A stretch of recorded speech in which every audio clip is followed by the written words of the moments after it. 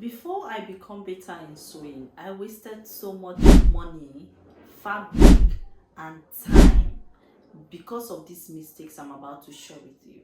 So if you stay with me, I'm going to share with you few mistakes beginner fashion designers make and how you can avoid them so that you don't waste your money.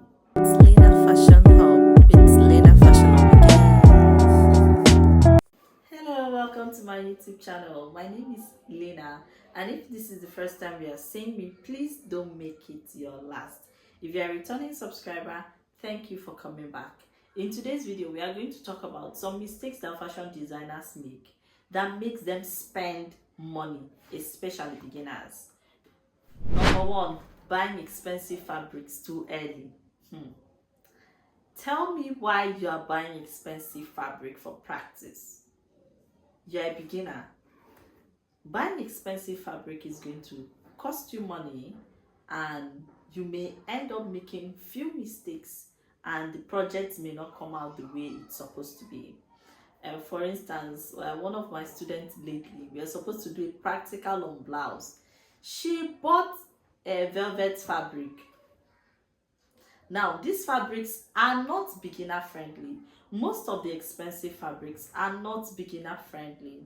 So it's harder for you to sew and practice with them. And they may not turn out as, as perfect as you would want it to be because you are still a beginner. So my recommendation is always small Ankara. Now, Ankara fabrics are very stable, apart from the fact that they are very timeless. They are very stable.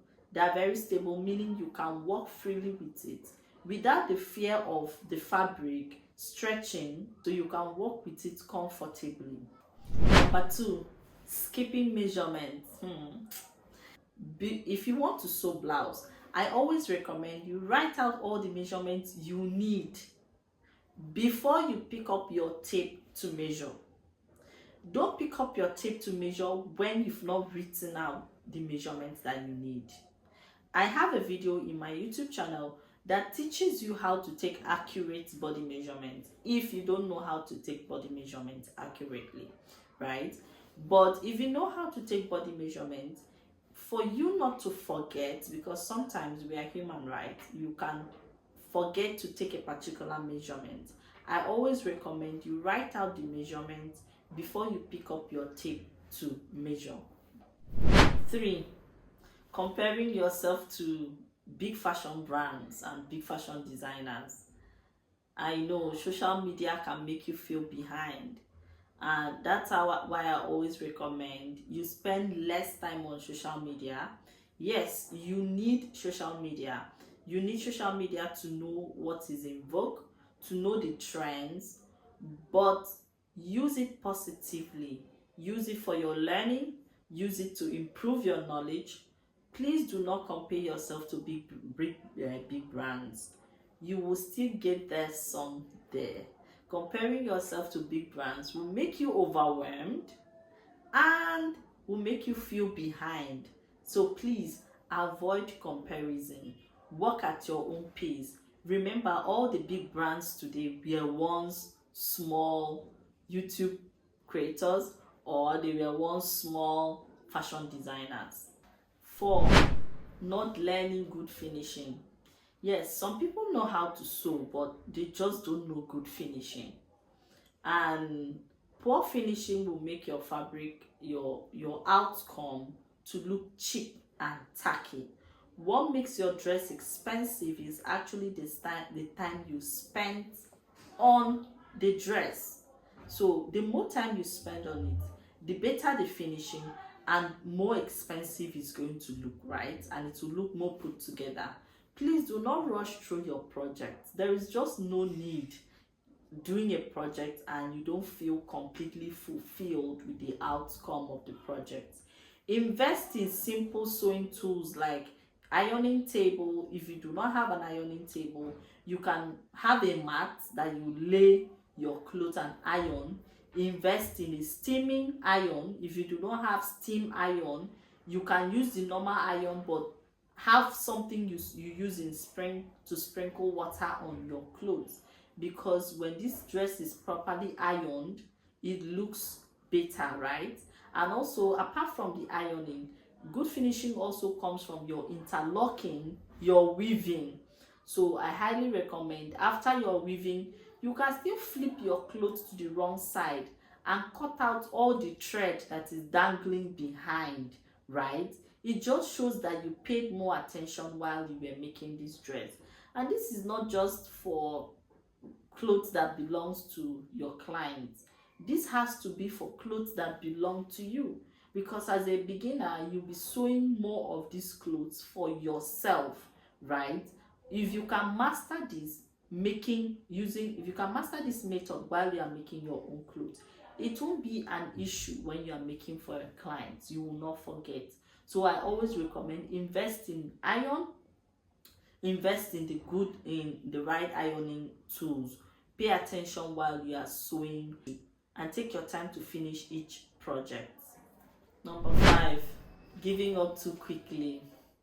Sewing can be frustrating.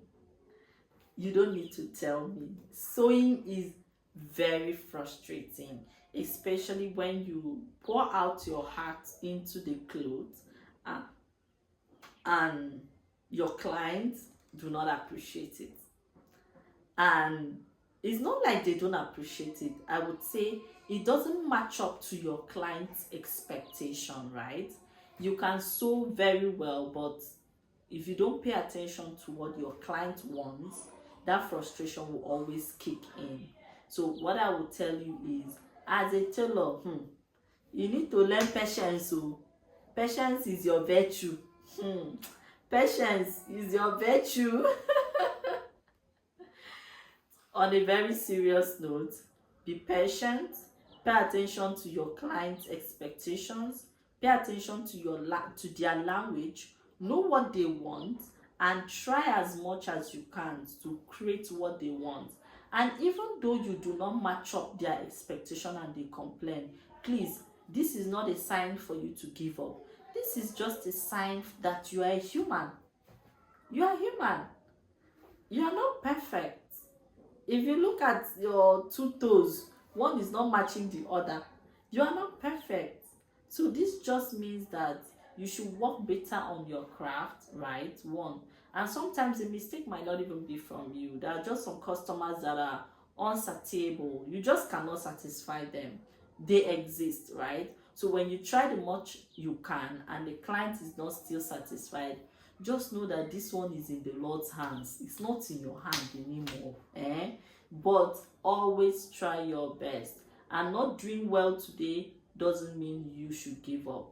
Always remember the good times. As a fashion designer, also film the times that your customers were truly satisfied with your service, so that when you have one that is not satisfied and you are about to give up or you are about to beat yourself for it, remember that you have 5 other clients that were satisfied.